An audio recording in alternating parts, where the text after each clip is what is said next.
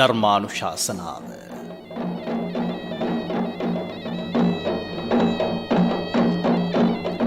අද ධර්මානුශාසනාව සඳහා වැඩම කර සිටින ගරුතර දේශකයන්න් වහන්සේ අනුරාධපුර ගල්කඩවල පාර කටුකැලියාව ශ්‍රී බුද්ධ රක්කිත භික්ෂු පුහුණු මධ්‍යස්ථානයේ සහ පිළියන්දල ගඟබඩ පාර පොල් හේනවත්ත භාවනා මධ්‍යස්ථානයේ ප්‍රධාන අනුශාසක පූජනීය සීඹලාපිටියේ බුද්ධ රක්කිත තිස්ස ස්වාමීන්ද්‍රයන්න් වහන්සේ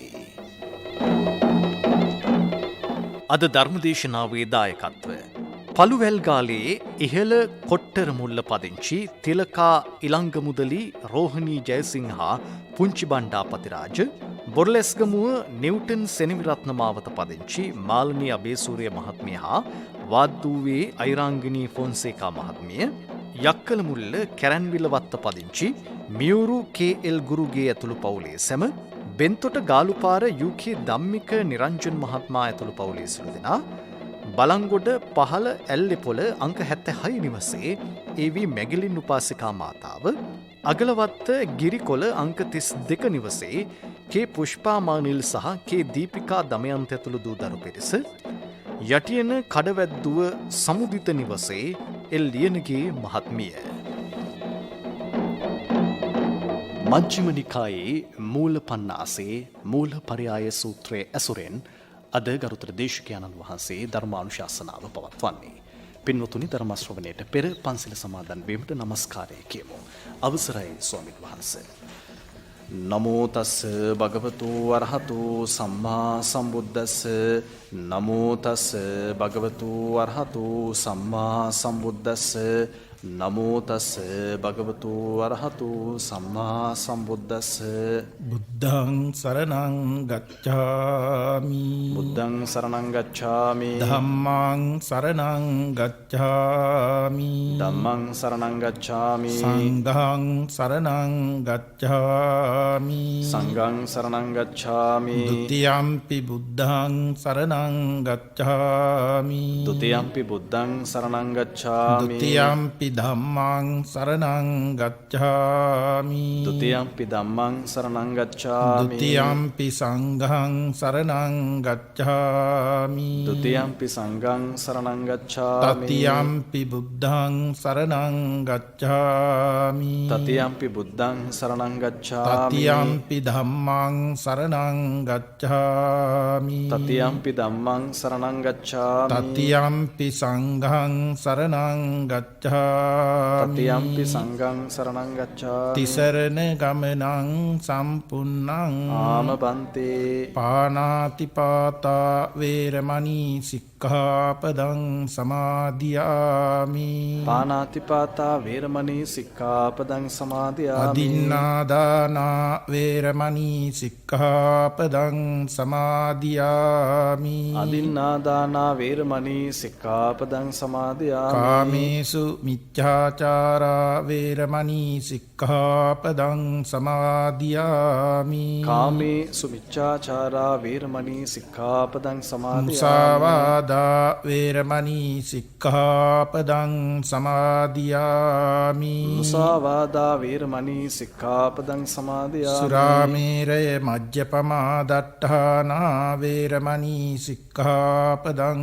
සමාදියාමි සුරාමේරය මජ්ජපමා දට්ඨානා වේරමණී සික්ඛාපදං සමාදියාමි තිසරණේන සද්ධිම් පංචශීලං ධම්මං සාදුකං සුරක්ඛිතං කତ୍තා අප්පමාදේන සම්පාදේත ආමබන්තේ සාදු සාදු සමන්ත චක්ඛවාලේසු අත්‍රා ගච්ඡන්තු දේවතා සද්ධම්මං මුනි රාජස්ස සුනන්තු සග්ග මොක්ඛදං ධම්මස්සවන කාලෝ අයං බදන්තා ධම්මස්සවන කාලෝ අයං බදන්තා ධම්මස්සවන කාලෝ අයං බදන්තා සාදු සාදු සාදු නමෝ තස්ස භගවතු අරහතෝ සම්මා සම්බුද්දස්ස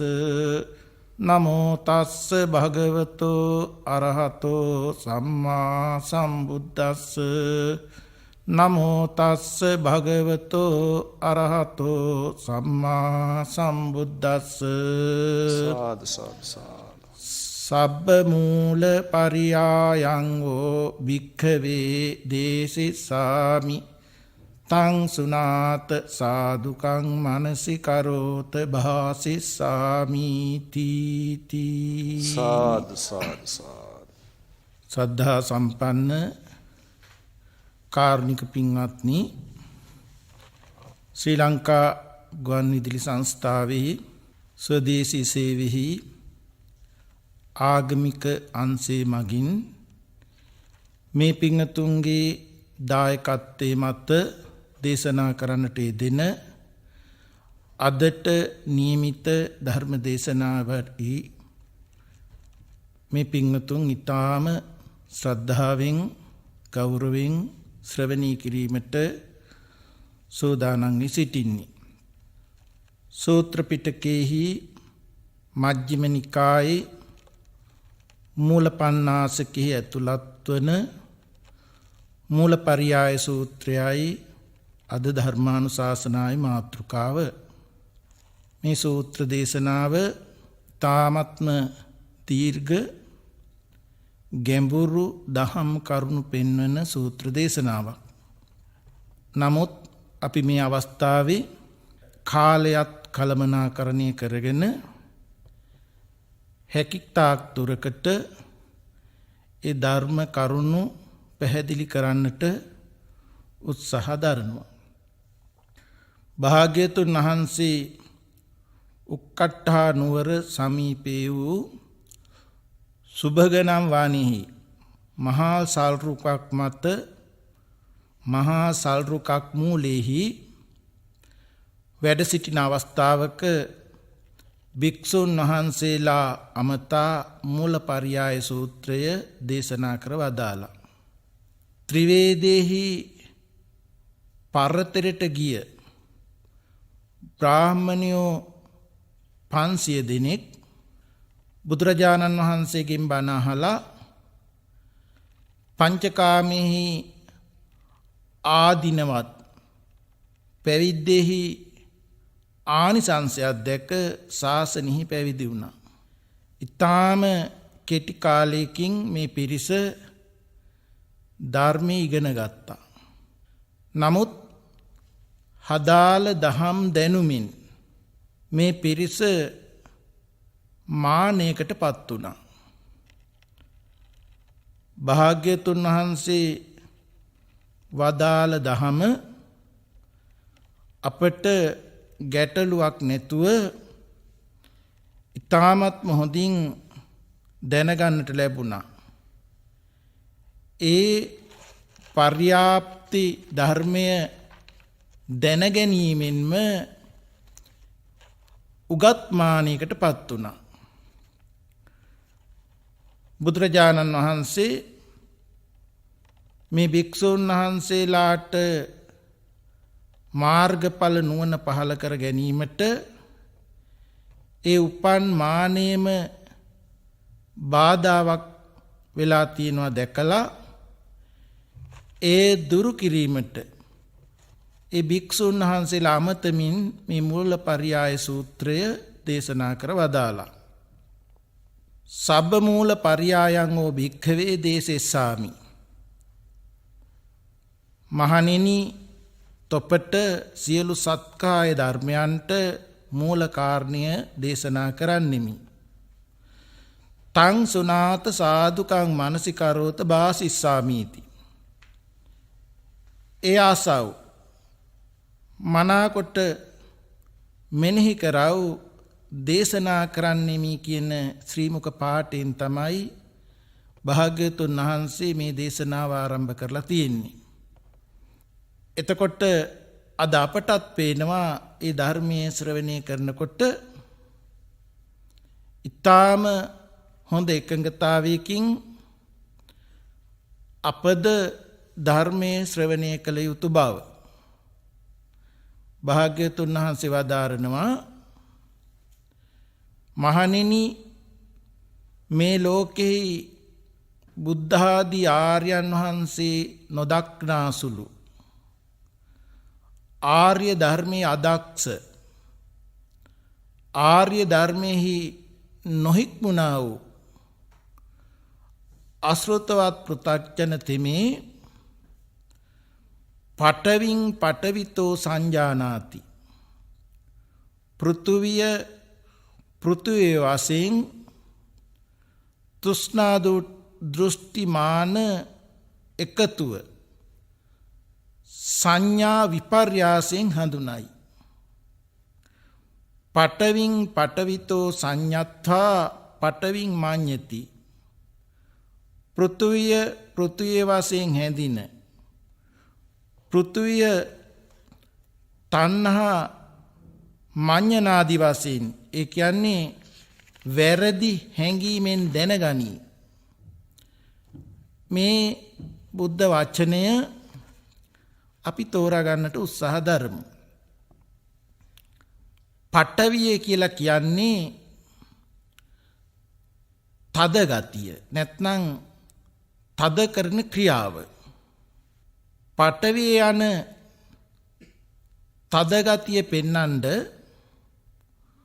උදාහරණයක් අපි බලමු. පොළවින් ඇඟිලි තුඩු දෙකට පස් ස්වල්පයක් ගෙන පිඹලා හැරියා කියලා හිතමු. ඊ타ත්ම සියුම් ඒ රූපාංශු බවට ඒක විසිරෙනවා. මේ රූපාංශුව කියලා කියන්නේ හතර ආකාර ක්‍රියාවක්. පඨවි තද කරන ක්‍රියාව. ඒකේ ස්වභාවය ඒකයි. ආපෝ වැగిරෙන ක්‍රියාව. තේජෝ දවන ක්‍රියාව. වායෝ තල්ලු කරන ක්‍රියාව. මේ සතරාකාර ක්‍රියාව එකිනෙකින් වෙන් කරග දක්වන්නට බෑ. මොකද එකකට එකක් ප්‍රත්‍යයයි. ඒට කියන වචනය අවිනිර්භෝගිකයි කියන එක. මේ පස්සංසුව නිර්මාණය වෙච්චි මේ ක්‍රියා හතරේ තද කරන කුඩු කරන ක්‍රියාව බල වැඩි නිසා ඒකේ සංයුතිය හඳුනා ගන්න පෘථුවිය හෝ පොළොව වශයෙන් නමක් කතා කරනවා. ඒ වාගේ සතරාකාර සංයුතිය විවිධත්වය ධාතු නානත්වය හඳුනා ගැනීමට තමයි මේ නම් විවාහාර කරන්නේ. දැන් පඨවිය එතකොට තද ගතියෙන් බලවත්කම නිසා පොළව කියලා විවාහාරයක් කරනවා, පොළව කියලා හඳුනා ගන්නවා. ආපෝ වැగిරෙන ගතිය බලවත්කම නිසා වතුර කියලා විවාහාර කරනවා, වතුර කියලා හඳුනා ගන්නවා. තේජෝ දවන ගතිය බලවත් නිසා ගින්දර කියලා විවාහාර කරනවා, හඳුනා ගන්නවා.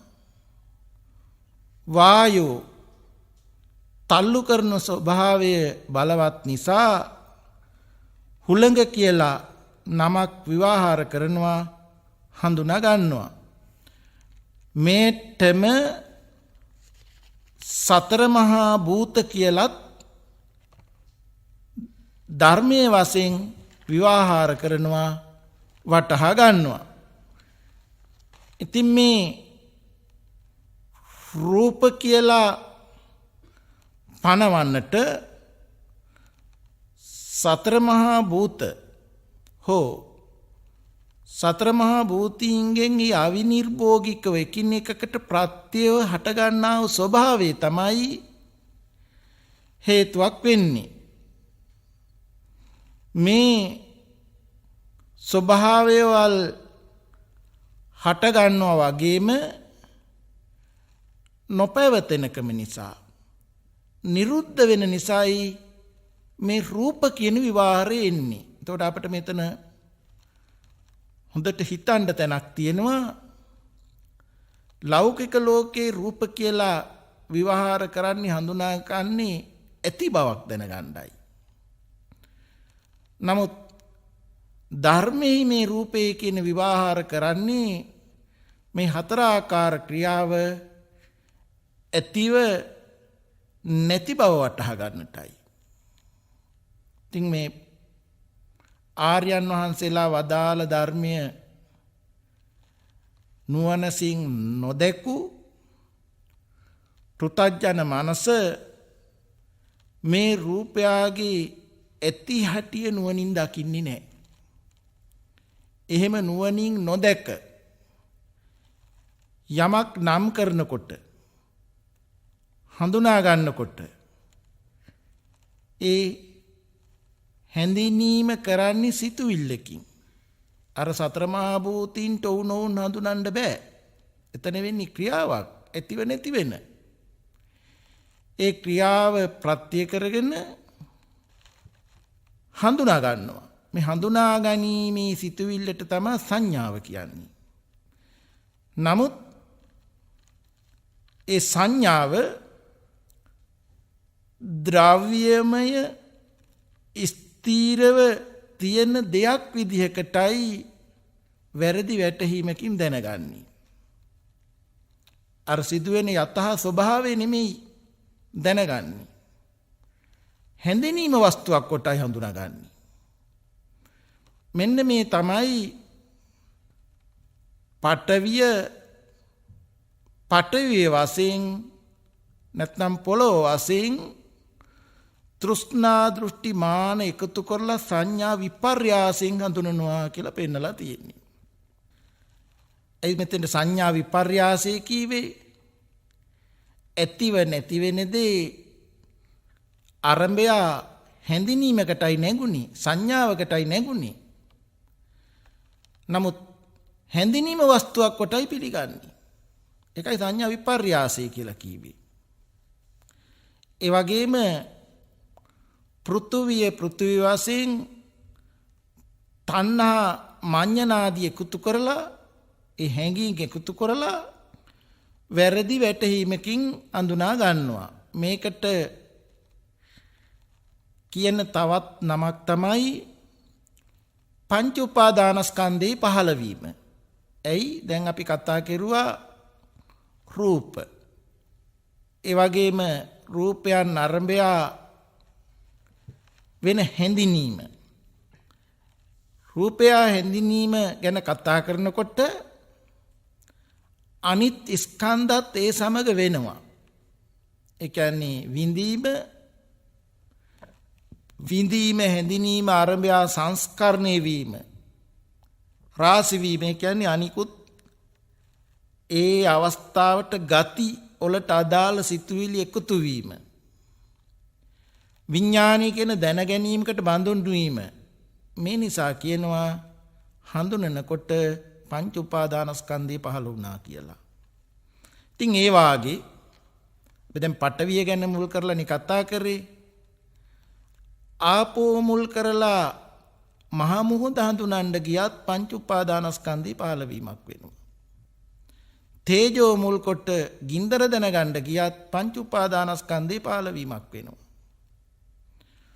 වායෝ මුල් කොට හුළඟ අඳුනා ගන්න යනකොටත් පංච උපාදානස්කන්ධය පහළ වීමක් වෙනවා. මේ කියන්නේ හඳුනා ගන්නා වූ නාමට අයිති දෙයක් ස්ථීරව තියෙනවායි කියලා තියෙන දෙයක් හඳුනා ගන්නවා දැනගන්නවා. ඉතින් මේ තද කරන වැగిරෙන දවන තල්ලු කරන ක්‍රියා හතරෙහි සංයුතියෙහි හුඟක් විවිධත්වයක් තියෙනවා. දැන් අමු කෙසෙල් ගෙඩියකත් පඨවි ආපෝ තේජෝ වායෝ කියන ක්‍රියා හතර.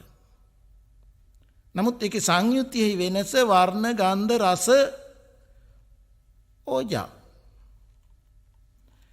ඒ වගේම ඒ විදිහටයි හඳුනාගන්නේ. ඉදුණු කෙසෙල් ගෙඩියකත් පඨවි ආපෝ තේජෝ ආයෝ. නමුත් සංයුතිය වෙනස්. අර අමු කෙසෙල් ගෙඩියට වඩා. එතකොට මේ සංයුතිය හඳුනාගන්නේ ඉදුණු කෙසෙල් ගෙඩියට වර්ණය, ගන්ධය, රසය, ඕජාව වෙනස් වයි. එතකොට අර සංයුතියේ වෙනස්කම සිතුවිලි වල හරහා සිතුවිලි වලට නැగిලා තමයි හඳුනා ගන්න වෙන්නේ. ඒ වාගේ දැන් අපිට පහසුයි තෝරගන්න. මේ හතර ආකාරයේ විවිධාකාර සංයුති තමයි ගස, ගෙය, ගෘහ භාණ්ඩ, ආහාර මේ ආදී නම් වලින් අපි කතා කරන්නේ. නමුත් මේවා හඳුනා ගන්නකොට දැනගන්නේ ස්ථීරව තියෙන දෙයක් විදිහට. ඒ වගේම ස්ත්‍රිය, පුරුෂයා, ළමයා, ශරීරය මේ පැත්ත හඳුනා ගන්න ගියත් හඳුනාගන්නේ, දැනගන්නේ ස්ථීරව තියෙන දෙයක් විදිහට. හරියට උදාහරණයක් මතක් කළොත් මූණ බලන කැඩපතක් ඉස්සරහට යනකොට ආලෝකයේ උදව්වෙන් කැඩපතට ඡායාවක් පතිත වෙනවා, ප්‍රතිබිම්බයක් පතිත වෙනවා. ඒ ප්‍රතිබිම්බයට යොමු වෙනකොට අර ඡායාව ද්‍රව්‍යමය දෙයක් විදියට, ඒ කියන්නේ මගේ මුහුණ කියලා තමයි දැනගන්නේ. වැටුනි ඡායාව යොමු වීමත් සමගම ඡායාව වස්තුවක් විදිහට මගේ මුහුණ කියලයි සිතුවිලි හිත හරහා දැනගන්නේ. ඒ වාගේ මේ ඇස, කන, නාසය ආදී ප්‍රසාදයන් හේතු කරගෙන යමක් තියෙන බවට තමයි නිතරම හඳුනාගන්නේ. ඒ වගේම ඒ දිහා බලන්න, අහන්න, මිදින්න ඉන්න බවකට පිළි අරගෙනයි ඒට අයිතිය කියන්නේ. එහින් ඒ සමග එකතු වෙන්න, එයින් බැහැර වෙන්න, එහි සතුටු වෙන්න මමයයි එතකොට පිළිගන්නවිලා තියෙනවා. ඉතින් මෙන්න මේ සතර මහා භූතීන්ගේ ධාතු නානත්වය ඇතිව නැති වෙන ස්වභාවය ප්‍රත්‍ය කරගෙන මේ විවිධාකාර හැඳිනීම් සංඥා නානත්වයක් ඇති වෙලා මේ සංඥාව වස්තුවක් කොට පිළි අරගෙන වස්තුවට අයිතිකාරයා මමයි කියන මතයකින් හිත හරහා පංච උපාදානස්කන්ධ ගොඩ නැගෙන හැටි අපි වටහා ගන්න ඕනේ. මෙතන ඔය පඨවිය කියන තැන අට කතාවේ පෙන්නනවා හතර ආකාරයකට බෙදලා. සසම්භාර පඨවිය, ලක්ඛණ පඨවිය, ආරම්මන පඨවිය, සම්මුති පඨවිය කියලා. දැන් අපි සසම්භාර පඨවිය කියන එකට තමයි අපි අර කතා කරේ. ගේය, පොළව, මේ ශරීරය, කේස් ලොම් නියදත් ආදී ඒ පරිවාර දේවල් සසම්භාර පඨවිය. ලක්ඛණ පඨවිය ඊට වඩා තියුණුයි. දැන් අපි කියනවා ශරීරයේ කීවත් තද කරන ගතිය පඨවි ධාතුව. පරිබාහිරව තද ගතියත් පඨවි ධාතුව. පඨවි ධාතුව ලක්ෂණ වශයෙන් බලනවා. අර ගතිය වශයෙන් බලනවා. එතකොට කියන්නේ ලක්ෂණ පඨවි කියලා. ඊළඟට ආරම්මන පඨවි. දැන් පඨවි කසිනේ එහෙම වඩනවනේ. එහෙම නැත්නම් අරමුණට පටවිය ගන්නවා තද ගතිය. ඒක ආරම්මන පටවියක් වෙනවා. එහෙම නැත්නම් දැන් පටවි දේවතාවා කියලා ඒ පටවියෙන් ඉපදෙනකොට ධ්‍යානයේ සොයට උපදිනකොට ඒක සම්මුති පටවිය වෙනවා. මේ විදිහට අර පරිවාර දේවල් ප්‍රත්‍ය කරගෙන හෝ වේවා ලක්ෂණ ප්‍රත්‍ය කරගෙන හෝ වේවා අරමුණ හෝ සම්මුතිය ප්‍රත්‍ය කරගෙන හෝ වේවා මේ විවිධාකාරව ගොඩ නැගෙන්නේ අර පංච උපාදානස්කන්ධයයි. ඇයි? ඇති බවක් පිළි අරගෙන බලනකම හින්දා. ඉතින් භාග්‍යතුන් වහන්සේ මේ පිළිබඳව බෙදා වදාරනවා පඨවි ආමඤ්ඤති මම පොළොවේහි පිහිටියෙමි දැනගනි. අර බලන්න පංච උපාදානස්කන්ධයට බඳුන්නේ නැහැටි. පඨවිතෝ මඤ්ඤති මම පෘථුවියෙන් බැහැර වෙමි දැනගනි. අපි හිතමුකෝ අහස්යානික ගමනක් යනකොට පෘථුවියෙන් බැහැර වුණා කියලා දැනගන්නවා. ඒත් මමනේ පෘථුවිය වෙනම තියෙනවා මම බැහැර වෙනවා. පඨවින් මේති මඤ්ඤති පෘථුවිය මගේ යයි දැනගන්නවා. ඒ පෘථුවිය කියලා දෙයක් තියෙනවා නම් ඒ සමග දැන ගණ්ඩ අයිතිකාරයා ඉන්නවා එතන. පඨවින් අභිනන්දති පඨවියේ සතුටු වෙයි. තංකිස හේතු අපරිඤ්ඤාතං තස්සාති වදාමි. ඒ කවරෙහිඳ පෘථුවිය පිළිබඳව නැතිනම් පඨවිය පිළිබඳව ඔහුගේ පිරිසිඳ නොදැනීම නිසායයි කියමි කියලා භාග්‍යවතුන් වහන්සේ වදාලා. ඒ පිළිබඳව හේතු ප්‍රත්‍යයෙන් හටගෙන නිරුද්ධ වෙනවා කියලා නොදක්නාකම නිසායි. ඉතින් මේ ක්‍රමය නොදැක යමෙක් පඨවියෙහි සතුටු වෙනවා නම් ඒ කියන්නේ හැම දෙයක් කෙරෙහිම ස්ථීරව තියෙනවායි කියලා සතුටු වෙනවා නම් මේ වාගේ ඔහු දුකට සතුටු වෙලා තියෙනවා. යමක් තියෙනවා නම් ඒ දෘෂ්ටියත් සමග තණ්හාව වෙනවා. ඒකට කැමති වෙලා තියෙනවා. ඒ ඇති වෙන දේ නැති වෙනකොට දුකට හේතු වෙයි කැමැත්ත වෙනවා. ඒතර යමක් තියෙනවා කියලා සතුටු වෙනකොට දුකටයි සතුටු වෙලා තියෙන්නේ. යමෙක් මේ දුකට සතුටු වෙනවද හෙතෙමේ ජාති ආදී දුකින් නොමිදුනේ යයි වදාරමි කියලා භාග්‍යතුන් වහන්සේ මෙතන පෙන්නලා තියෙනවා. එතකොට මේ කියන්නේ රූප වේදනා සංඥා සංඛාර විඥාන යන පංච උපාදානස්කන්ධයට එකතුවමයි පෘථග්ජනසිත යමක් දැනගන්නේ. එයින් බැහැරව දැනගන්න බෑ. මේ විදිහට ආපෝ ධාතුව, තේජෝ ධාතුව, වායෝ ධාතුව, විවිධාකාර සත්‍යෝ, දෙවියන්, මාරයා, බ්‍රහ්මයා, අසඤ්ඤ සත්‍යෝ, ආකාසානංචායතන ආදී අරූප ධ්‍යාන හතර, රූපායතන, ශබ්දායතන, විඳින දේවල්, ඒකත්වේ නානත්‍ය ආදී සියලුම ධර්ම ඇතුළුව නිර්වාණය පවා සංඥා විපර්යාසයකින් පෘථග්ජන සිත දැනගන්නවා. ඒ නිර්වාණී මම ඉන්නවා කියලා දැනගන්නවා. නැත්නම් එයින් බැහැරවට මම යනවා. එයින් බැහැරව මගේ ආත්මය පිහිටනවා කියලා දැනගන්නවා. නිර්වාණය පවා මගේ දෙයක් කියලා දැනගන්නවා. එයින් සතුටු වෙනවා. ඒ කවරෙහිඳ භාග්‍යතුන් වහන්සේ වදාරන්නේ ඒ පිළිබඳව සම්පූර්ණ දැකීමක්, පිරිසිඳ දැකීමක්, නුවණින් දැකීමක් නැති හේනි කියලා. මෙන්න මේ විදිහට මේ සූත්‍ර ධර්මයේහි අශෘතවත් පෘථග්ජනයාගේ දැකීම අනුවණින් දැකීමක් කියලා වදාරලා අනතුරුව නොපැමිණි රහත් බව ඇති. ඒ කියන්නේ රහත් භාවයට පත් වෙන්න උත්සාහ දරන ආශ්‍රව ධර්මයන් සේකරන එකට කියන්නේ සේක කියන වචනය. සෝවාන්, සකු르දාගාමි, අනාගාමි ආර්යයන් වහන්සේ ගැන ඊළඟට වදාලා. ආර්යයන් වහන්සේගේ දැකීම කොහොමද කියන කරුණ ඊළඟට වදාලා. මේ පෘථග්ජන දැකීම පැහැදිලි කරලා.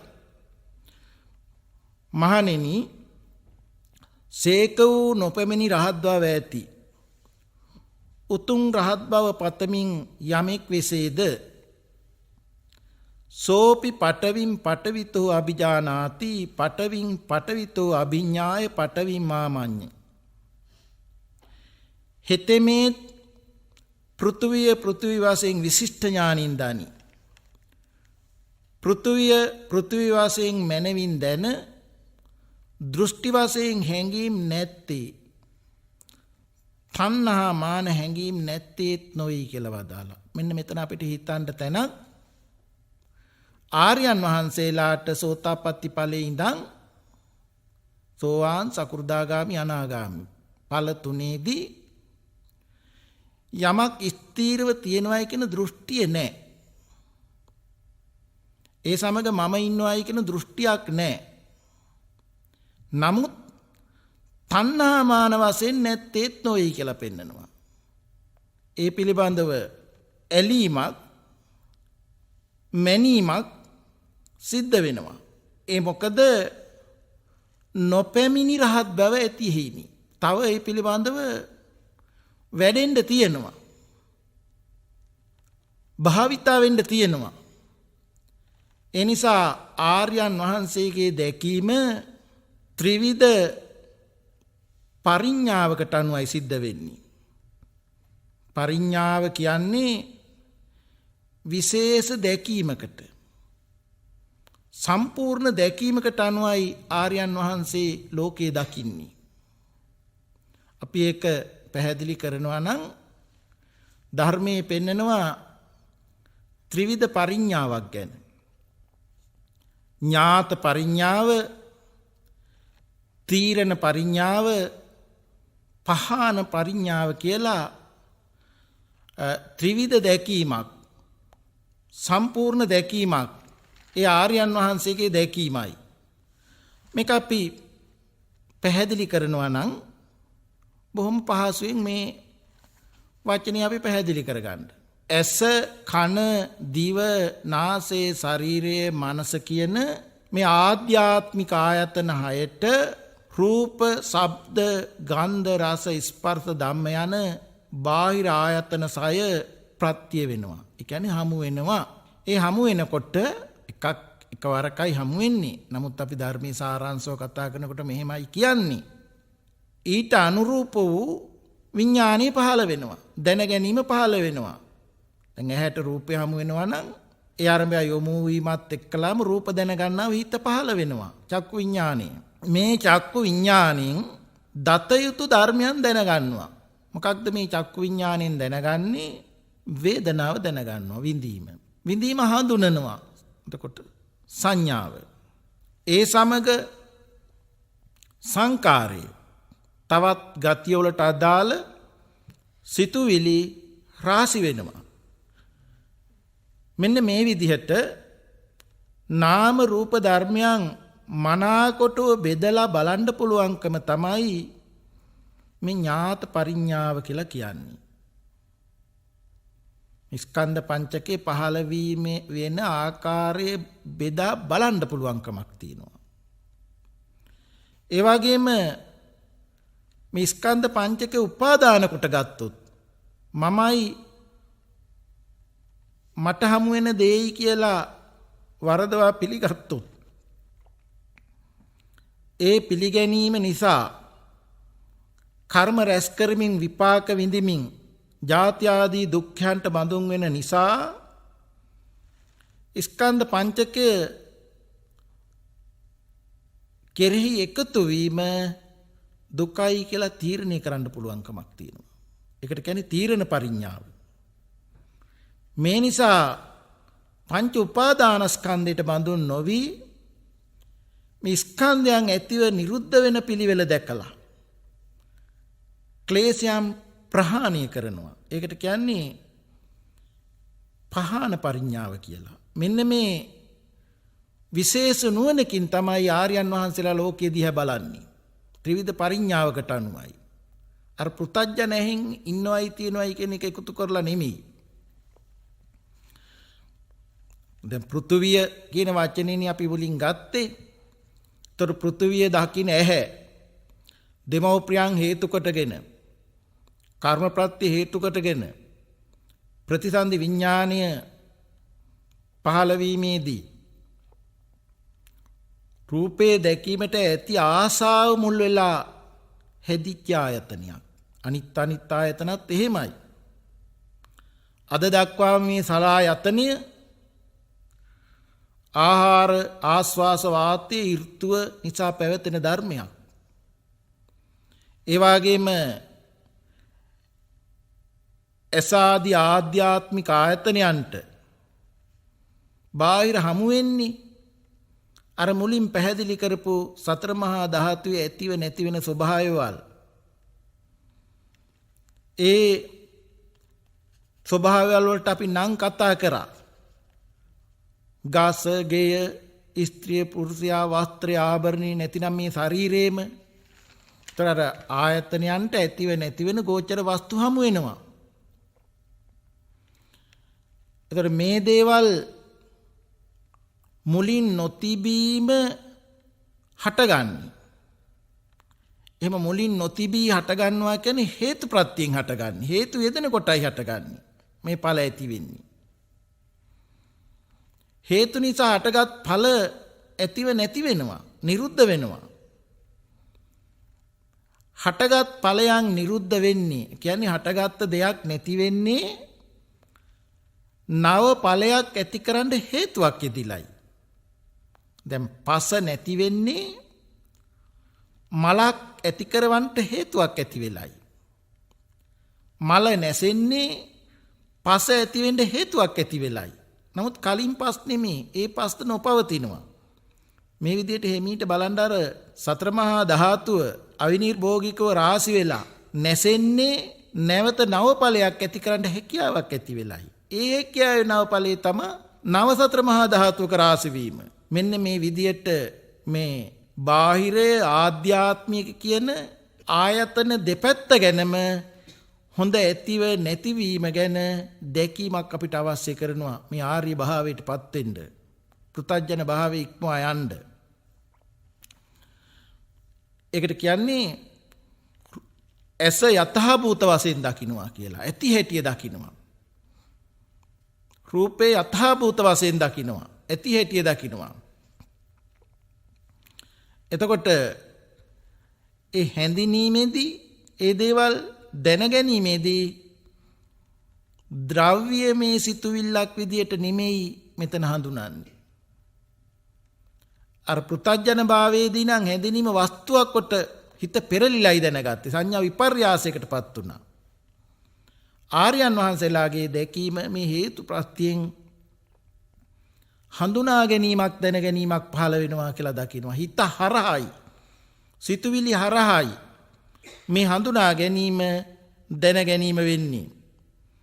ඉතින් මේ ඒ හඳුනා ගැනීම දැන ගැනීම කියන කරුණ යථා භූත වශයෙන් ඇති හැටි දකිනවා නම් ඒ සමග අර උපාදානස්කන්ධයකට සංකාරස්කන්ධය පහළ වෙන්නේ නැහැ. අධික ලෝභයකට, අධික මාන්නයකට, අධික තෘෂ්ණාවකට එහෙම ගැතිව උපාදානස්කන්ධයන් පහළ වෙන්නේ නැහැ. ඒ දැකීම ඇති වෙන හින්දා. මෙන්න මේක තමයි ස්කන්ධ පංචකයේ ඇතිවීම නැතිවීම විශිෂ්ට ඥානින් දකින්නවා කියන්නේ. ඒකට කියන්නේ තීරණ පරිඥාව. මේ තීරණ පරිඥාව ආවනම් පහන පරිඥාවෙන් කෙලෙස් පහ කිරීම වෙනවා. ඉතින් මේ මූල පරියාය සූත්‍රය අනුව සෝවාන්, සකු르දාගාමි, අනාගාමි වූ මේ සේකාර්යයන් වහන්සේට යමක් ස්ථීරව තියෙනවා බලන්නෙක් ඉන්නවා කියලා දෘෂ්ටියක් නැහැ. මොකද හේතුඵල නිරෝධය හේතුප්‍රත්‍යයෙන් ඒ අවස්ථාවල් ඇති වෙලා නැසෙන බව ඒ තරමට පැහැදිලි. නමුත් සම්පූර්ණ දැකීම නැති නිසා තණ්හා මාන ඇති වෙනවා. මූල අනුස ක්ලේශ ධර්මයන් මුලින් සිඳිලා නැහැ. ඒ නිසා අර ඒ මූල පරියාය සූත්‍රයේ පෙළේ පෙන්නනවා මම පෘථිවි ධාතුවෙන් බැහැරව පිහිටියේ ඇයි හෝ පෘථිවි ධාතුව මගේ ඇයි හෝ දෘෂ්ටි වශයෙන් නොගන්නේ. පෘථුවිය කෙරෙහි තණ්හා මාන නැත්තේත් ඔයි කියලා. දෘෂ්ටියක් නැහැ. ඒ වුණාට අවස්ථාවට අනුව අනුසද ක්ලේශ ධර්මයන් නිසා, නිදිගත් ක්ලේශ ධර්මයන් නිසා තණ්හා මාන ඇති වෙනවා. සෝතාපට්ටි ඵලයේදී නැති වුණේ සක්කාය දිට්ඨිය විචිකිච්ඡාව පමණයි. දිට්ඨි අනුසයයි සැකේ උපද්දවන්නා වූ ගතියයි විතරයි. රාගානුස, පටිඝානුස ආදී අනුසය ධර්මයන් පහවීමක් ගැන කියන්නේ නැහැ. නමුත් සතරාපාගත වෙන මට්ටමකට නෑ. මෙන්න මේ නිසා ඒ පෘථිවිය කෙරෙහි යමක් ස්ථීරව තියෙනවයි කියලා සතුටු නොවෙනවා. උපාදාන වශයෙන්. නමුත් සතුටු නොවන්නේත් නොයි. ඉතිරි ක්ලේශ ධර්මයන් නිසා ඒ අවස්ථාවල් වලදී සතුටකුත් ඇති වෙනවා. ඒ මොකද රහත් මගින් පිරිසිදු දැකලා නැහැ. රහත් වෙන්න තරම් ඒ දැකීම සම්පූර්ණ වෙලා නැහැ. සෝවාන් ඵලයේදී නැති වෙන්නේ දිට්ඨි අනුසයයි විචිකිච්ඡා අනුසයයි ප්‍රහීන වෙන්නේ. අනුත් අනුස ධර්ම ප්‍රහීන වෙන්නේ නැහැ. සකු르දාගාමි ඵලයේදී කාම රාගයයි පටිඝ අනුසයයි තුනී වෙනවා. ප්‍රහීනුනේ නැහැ. අනාගාමි ඵලයේදී කාම රාග පටිඝ අනුස ප්‍රහීන වෙනවා. මේ ආකාරයෙන් අර මුලින් මතක් කරපු විදිහට පඨවි ධාතු, ආපෝ ධාතු, තේජෝ ධාතු, වායෝ ධාතු, සත්වෝ, දෙවියෝ, මාරයා, බ්‍රහ්මයා, අසඤ්ඤ සත්වෝ, අරූපායතන, රූපායතන, ශබ්දායතන, විඳින දේවල්, ඒකත්ත නානත්ත, ඒ වගේම නිර්වාණය පවා. එතකොට දෘෂ්ටි ඒ පිළිබඳ වරදවා ගන්නා දෘෂ්ටියක් නැති වුණාට ඒ පිළිබඳ යම් මැනීමක් නැත්තේ නොවේ. මොකද රහතන් වහන්සේ නෙමෙයි මේ තවම ඒ ආර්යයන් වහන්සේ. ඊළඟට භාග්‍යවතුන් වහන්සේ මෙතන වදාරනවා යම් භික්ෂුවක් රහත් වූයේ ගෙව් ආශ්‍රව ඇත්තේ, වැස නිම කළ බඹසර ඇත්තේ, ඒ වගේම කෙලෙසුන්ගෙන් මිදෙනවා නම් ඒ රහතන් වහන්සේත් සෝපි පටවින් පටවිතෝ අභිජානාති පටවින් පටිවිතෝ අභිඥාය පටවින් න මඤ්ඤති. පෘථුවිය වශයෙන් විශිෂ්ට ඥානින් දැනගන්නවා. පෘථුවිය වශයෙන් විශිෂ්ට ඥානින් දැනගෙන පෘථුවිය තණ්හාවෙන් නොගන්නවා. ඒ කවරෙහිඳ ඔහු විසින් පිරිසිඳ දක්නා ලද හේනි කියලා භාග්‍යවතුන් වහන්සේ වදාරනවා. එතන තමයි සම්පූර්ණ තැන. ඒ අවස්ථාවේදී රාගේ, ද්වේෂේ, මෝහේ ප්‍රහීනයි. විතරාගී, විතදේශී, විතමෝහි. ඒ වගේම රහත් මග නුවණින් ඇස ආදී 12 ආයතනයම දෘෂ්ටියෙන් නොගන්නවා. ඒ මොකද යමක් අතීත දේ ප්‍රහීනයි. දැන් මේ ආස්වාස ප්‍රස්වාස දිහා අපි බැලුවොත් මේ ආස්වාස වාතයෙන්ම නැසෙනවා. ආස්වාසේ ප්‍රස්වාස වෙනවා නෙමෙයි. ආස්වාස වාතය ආස්වාසෙම නිරුද්ධ වෙනවා. නමුත් ඒ ආස්වාස වාතය අපි ගත්ත ආහාරයේ ලේ දහත්වත් යම් සංයෝගයක් වෙලා උණුසුම ඇති කරලා ආස්වාසය නිරුද්ධ වුණේ. මේ උණුසුම මේ ශරීරයේ සීතල වළක්වලා අලුතින් වාතයක් ඇති වෙලා ක්‍රියා 6කට යෙදිලා ඒ ක්‍රියාවෙන් නිරුද්ධ වෙනවා. එක ක්‍රියාවක් තමයි ප්‍රස්වාසය නිරුද්ධ වෙනවා. මේ නිසා ඇස කන දිව නාසය ශරීරය මනස කියන මේ ආයතන 6 ඇතිව නැති වුණා විනා පහුුනේ නැහැ. යද තීතම් පහීනන්තං කියලා මේ දේශනාවේ තියෙනවා යමක් අතීතද ඒ ප්‍රහීනයි. පහුුනේ නැහැ කියලා. ඇතිව නැති වුණා. ඒ වගේ අනාගත ඇහැ කන දිව නාසය ශරීරය මනස තව ඉපදුනෙත් නැහැ. අපත්තං අනාගතං කියලා ධර්මයේ පෙන්නලා තියෙන්නේ. යමක් අනාගතද ඒ නොපැමිණියා කියලා. වර්තමානයේ ගැන පෙන්නනවා පච්චුප්පන්නං ච යෝ ධම්මං තත්ත විපස්සති.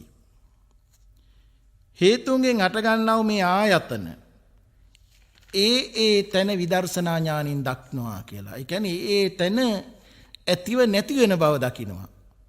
මේ හින්දා මේ ක්ෂණේනේ මේ විඥාණයෙන් දැනගන්නේ. රූපය, ශබ්දය, ගන්ධය, රසය, ස්පර්ශය අරමුණ කියලා විඥානයක් කරහයි දැනගන්නේ. ඒ නිසා ඒ විඥානයේද ඇතිව නැති වෙනවා විනා පහු වුණේ නැහැ. විඥානියත් ඒ විඥාණයට බඳුන් වෙන සිතුවිලි.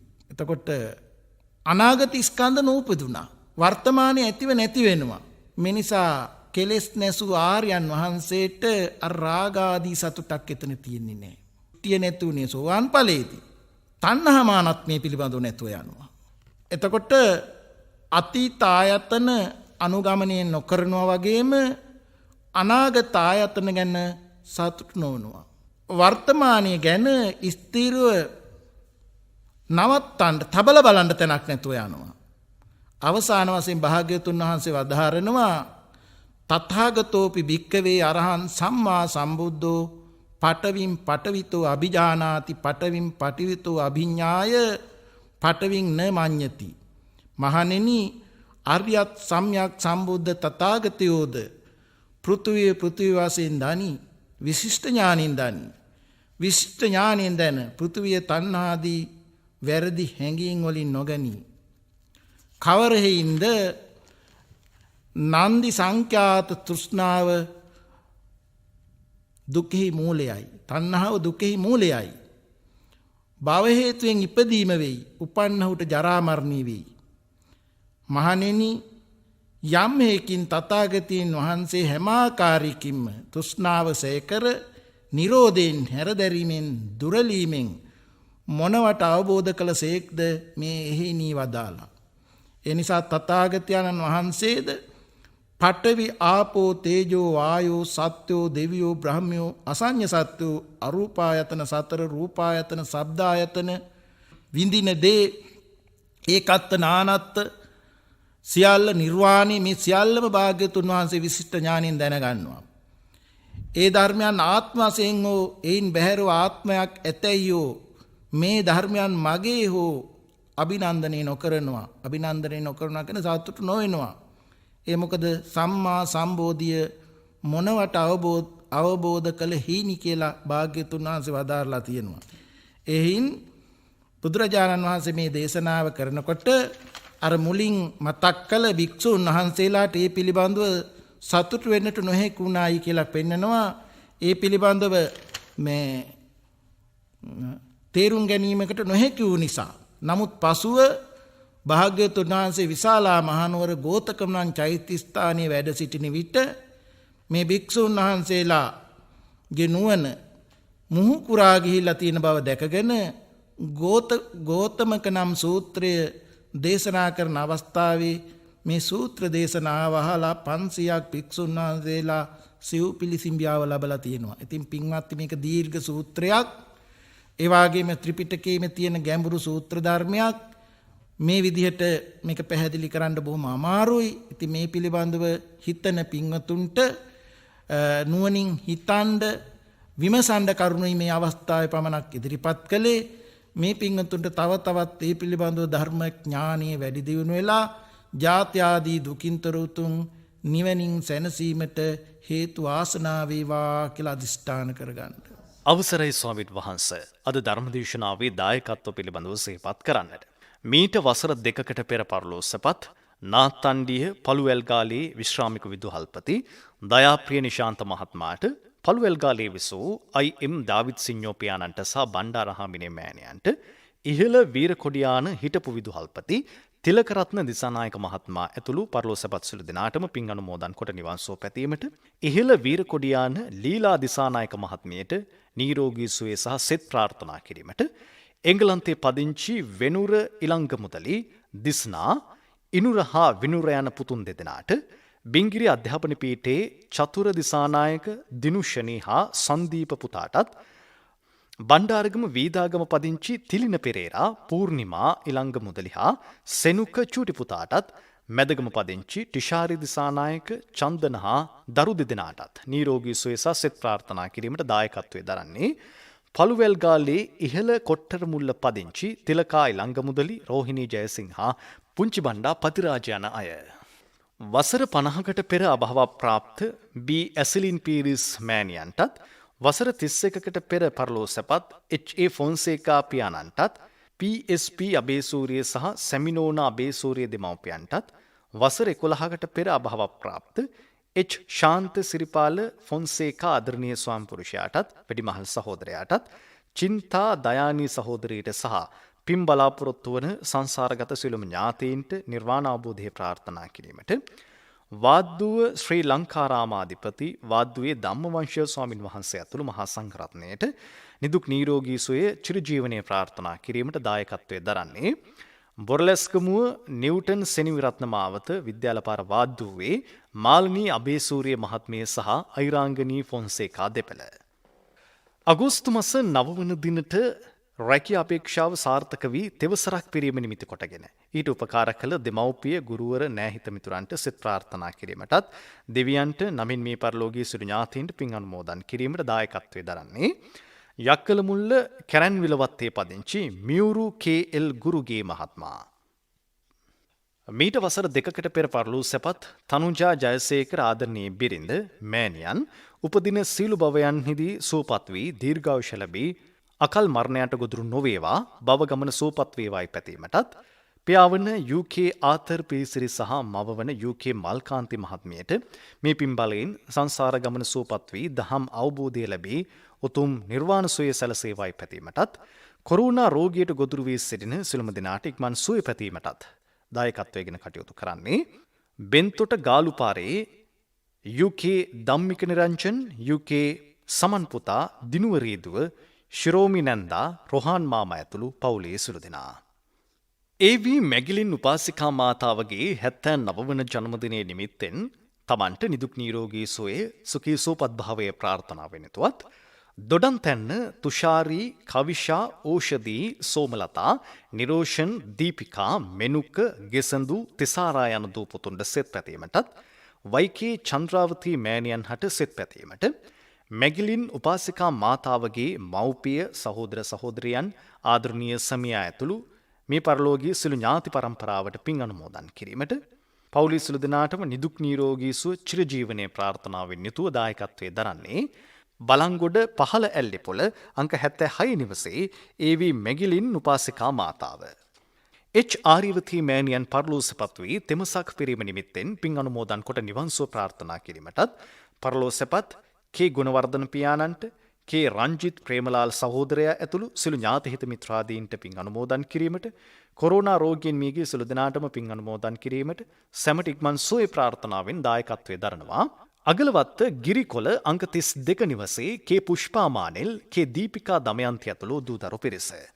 2021 ජූනි 3 වන දින පරලෝ සැපත් කරුණාවතී ලියනගේ මෑණියන්ට පින් අනුමෝදන් කිරීමට 2021 අප්‍රේල් 19 වන දින මියගිය රුචිර අබේසේකර පතිරණ ස්වාමිපුරුෂයාට පින් අනුමෝදන් කිරීමට 2011 දෙසැම්බර් 16 වන දින පරලෝසපත් ලීලාවතී ලියනගේ මද්දු අම්මාට පින් අනුමෝදන් කිරීමට දැනට ඕස්ට්‍රේලියාවේ ගුණුම ලබන සහන් සමුදිත පුතුණුවන්ට සෙත් පැතීමට ධර්මදේශනාවේ දායකත්වයෙන් කටයුතු කරන්නේ යටියන කඩවැද්දුව සමුදිත නිවසේ එල් ලියනගේ මහත්මිය.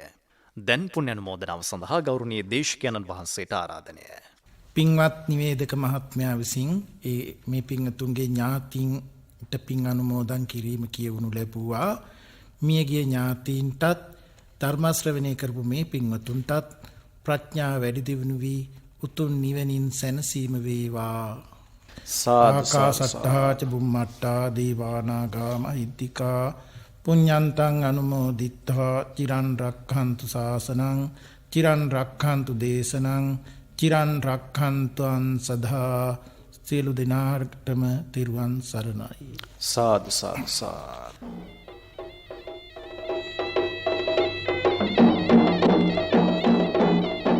අද ධර්මානුශාසනාව පැවැත් වූ ගරුතර දේශකයන්න් වහන්සේ අනුරාධපුර ගල් කඩවල පාර කටුකැලියාව ශ්‍රී බුද්ධ රක්ඛිත භික්ෂු පුහුණු මධ්‍යස්ථානයේ සහ පිළියන්දල ගංගබඩ පාර පොල් හේනවත්ත භාවනා මධ්‍යස්ථානයේ ප්‍රධාන අනුශාසක පූජනීය සීමලාපිටියේ බුද්ධ රක්ඛිත තිස්ස ස්වාමීන්ද්‍රයන්න් වහන්සේ. උන්වහන්සේට නිදුක් නිරෝගී සුව චිරජීවනයේ ප්‍රාර්ථනා කරමින් අපි සාදුකාරයක් පවත්වමු. සාදු සාදු සාදු.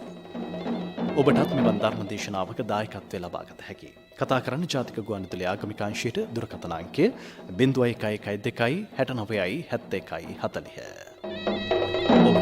තෙරුවන් සරණයි.